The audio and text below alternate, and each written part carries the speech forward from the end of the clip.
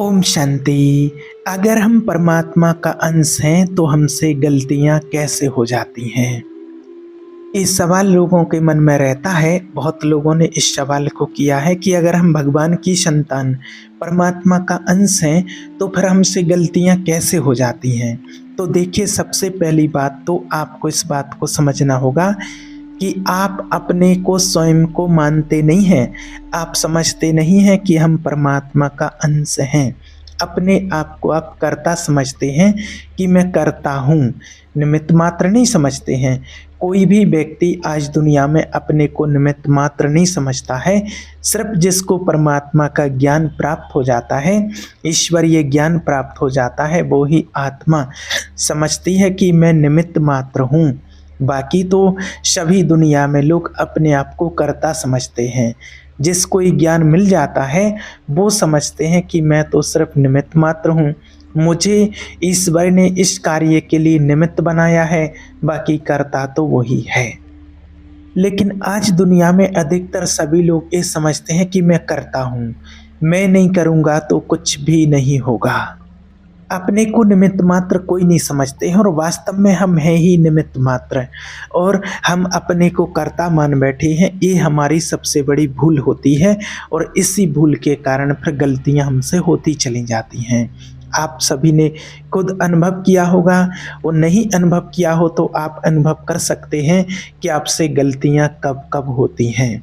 आपसे बेविचार गलत काम कब होते हैं? जब आप भगवान को भूल जाते हैं। अगर आपको स्मृति रहे कि मैं निमित्त मात्र हूँ, मैं भगवान की संतान हूँ, मैं परमात्मा का अंश हूँ, और जब आप अपने को आत्मा समझेंगे तो परमात्मा की याद आपको स्वतः ही आती है। और जब भगवान की याद आती है तो आपको स्मृति रहती है कि भगवान मुझे देख रहे हैं, मैं जो भी कार्य करूँगा भगवान मुझे देख रहे हैं, जो भी कार्य करूँगी उसके लिए भगवान मुझे देख रहे हैं। तो जब आपको स्मृति रहती कि मैं परमात्मा का अंश हूँ, मैं भगवान की संतान हूँ, तब आपसे कोई गलती हो नहीं सकती है। ना कोई अधर्म कर सकते हैं आप, ना कोई अत्याचार कर सकते हैं, ना कोई व्यभिचार कर सकते हैं। इस सारी आज दुनिया में जो भी अत्याचार पापाचार जो गलत काम हो रहे हैं, गलतियां लोगों से हो रही हैं, ये तभी होती हैं जब अपने को कर्ता समझते हैं और देह भान में आ जाते हैं। आत्म अभिमानी होकर कोई भी कर्तव्य कोई भी कार्य करते हैं तब आपसे कोई गलती नहीं हो सकती है। आपको परमात्मा की याद रहती है कि भगवान मुझे देख रहा है, वो स्मृति रहती है, तब कोई भी आपसे गलत काम आज तक ना तो हुआ होगा और ना ही आगे कभी हो सकता है। जब ये स्मृति भूल जाती है तभी आपसे पाप कर्म होते हैं। आपने अपनी लाइफ में, अपने जीवन में इस बात का अनुभव भी किया होगा। इसलिए हमेशा परमात्मा यही कहते हैं, हमेशा भगवान को याद करो, समझो कि भगवान मेरे साथ हैं, मैं परमात्मा की संतान हूँ, मैं निमित्त मात्र हूँ और मैं परमात्मा का अंश हूँ। जब आप इस स्मृति से रहेंगे तो आपसे कभी ना कोई भूल होगी और ना ही आपसे कोई गलतियाँ होंगी। और वास्तव में हम निमित्त मात्र ही हैं। जिस प्रकार से एक बगीचा होता है तो बगीचे का मालिक कोई और होता है और बगीचे को देख रेख करने वाला मालिक कोई और होता है। तो मालिक तो उस बगीचे का कोई अलग बैठा है, लेकिन माली उसका निमित्त मात्र बना हुआ पौधों की देखरेख करने के लिए होता है कि किस पौधे को कब पानी देना है, कब खाद देनी है, कब किस पौधे में कौन सी दवाई देनी है, कब पौधे की कटिंग करनी है, कैसे इसकी परवरिश करनी है। और वो माली ये समझता है कि बगीचा मेरा नहीं है, बगीचे का मालिक तो कोई और है, मुझे तो सिर्फ निमित्त मात्र बनाया गया है यहाँ इस बगीचे की देखरेख करने के लिए, और उसके लिए मुझे वेतन दिया जाता है, उसके लिए उसको पैसा दिया जाता है, उसके लिए उसको महीने का वेतन दिया जाता है।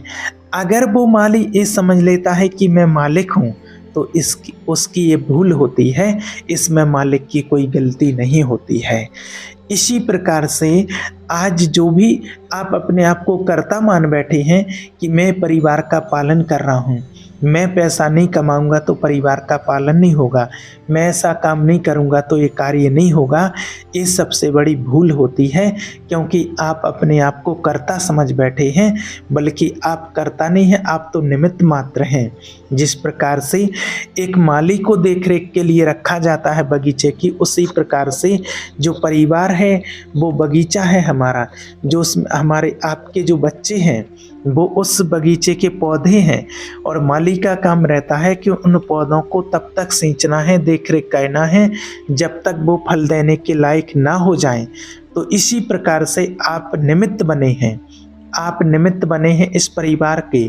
ये बगीचा है, ये सुंदर फुलवाड़ी है, और इस बगीचे की देखरेख करने के लिए आप निमित्त बने हैं। इन आत्माओं को आपकी सेवा के लिए आपका कर्तव्य बना हुआ है।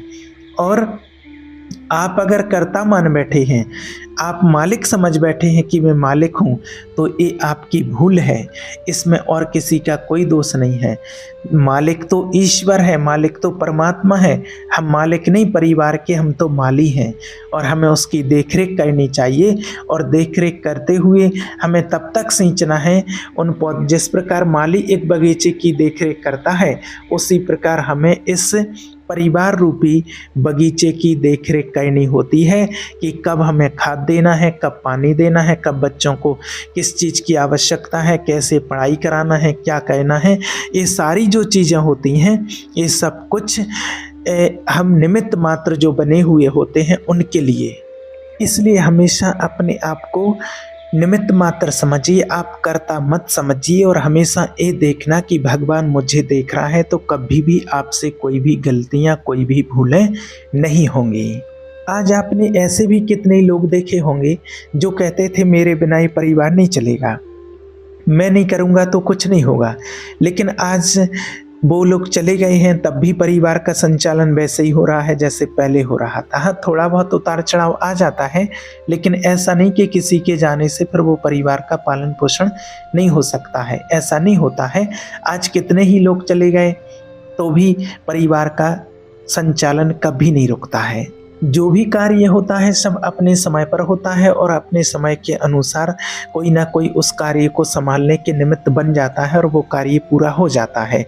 वो तो व्यक्ति का एक भ्रम रहता है। ऐसा जैसे एक बार क्या हुआ, एक ट्रेन में सभी लोग जा रहे थे, तो ट्रेन चल रही थी। अब एक व्यक्ति जो उसमें बैठा था उसको जल्दी जाना था, तो वो व्यक्ति ट्रेन में दौड़ रहा था, हर बार इधर से उधर, उधर से इधर दौड़ रहा था। किसी ने पूछा कि भाई क्यों दौड़ रहे हो, तो वो बोला कि मुझे आने वाले फलाने स्टेशन पर मुझे जल्दी पहुंचना है। तो उन्होंने बताया कि भाई पहुंचना है, ट्रेन चल रही है और ट्रेन पहुंचेगी, ट्रेन चल रही है, तुम क्यों चल रहे हो। तो वो माना ये समझ रहा था कि मैं जल्दी पहुंच जाऊंगा, माना। तो ये व्यक्ति का अज्ञान होता है, ये बहुत बड़ी भूल होती। वो समझ रहा था कि ट्रेन चल रही है और मैं और दौड़ूंगा तो और जल्दी पहुंच जाऊंगा, लेकिन उसको ये पता नहीं था कि ट्रेन जब पहुंचेगी तभी मैं पहुंचूंगा। तो क्या होता है कि ये व्यक्तियों के लिए सिर्फ एक भ्रम रहता है कि मैं कर रहा हूँ, मैं करता हूँ। नहीं, आप सिर्फ निमित्त मात्र हैं। जिस कार्य को जिस टाइम पर होना है तो वो कार्य आपसे उस टाइम पर करवा लिया जाएगा।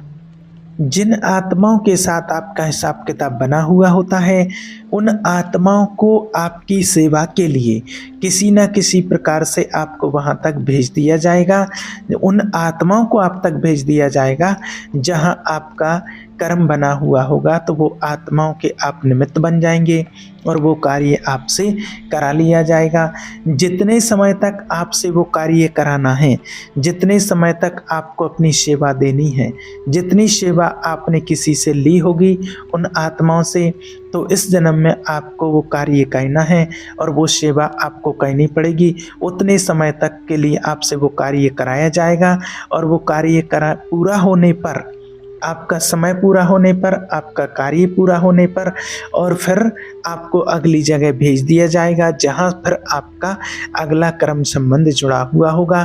फिर उस परिवार का संचालन करने के लिए, उस परिवार की देखरेख करने के लिए, चलाने के लिए कोई और निमित्त बन जाएगा।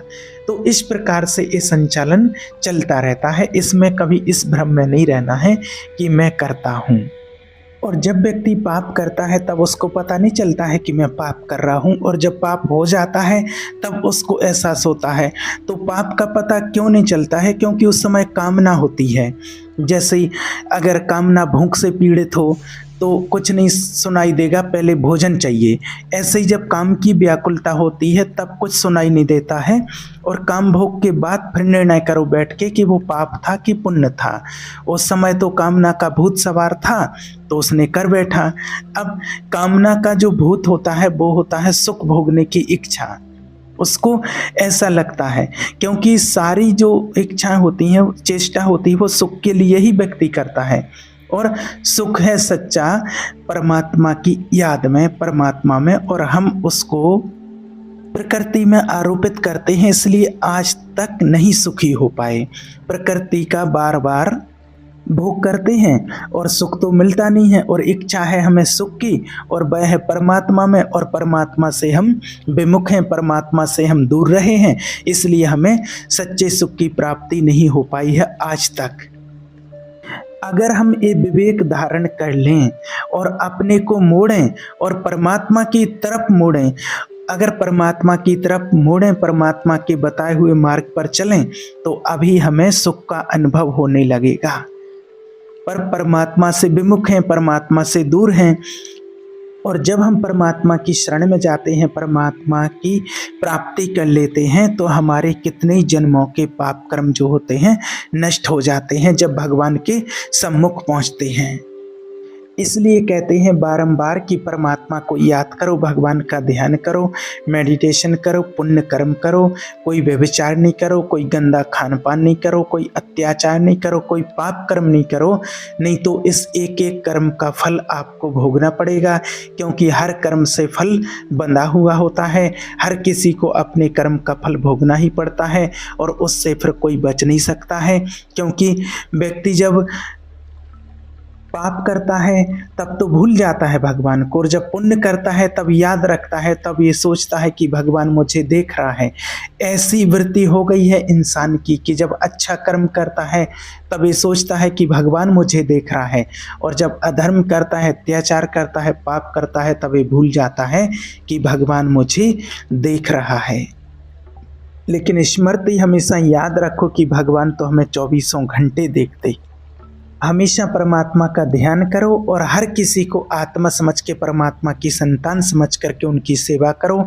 देखो कि ये भी परमात्मा का अंश, ये भी परमात्मा की संतान, मैं भी परमात्मा की संतान। चाहे हमारे परिवार वाले हों, चाहे बाहर के हों, सबकी सेवा करो। माता पिता कोई भी हो, परिवार के सदस्य हों, उनकी सेवा करने का सौभाग्य प्राप्त है तो उनकी सेवा जरूर करनी चाहिए। ओम शांति।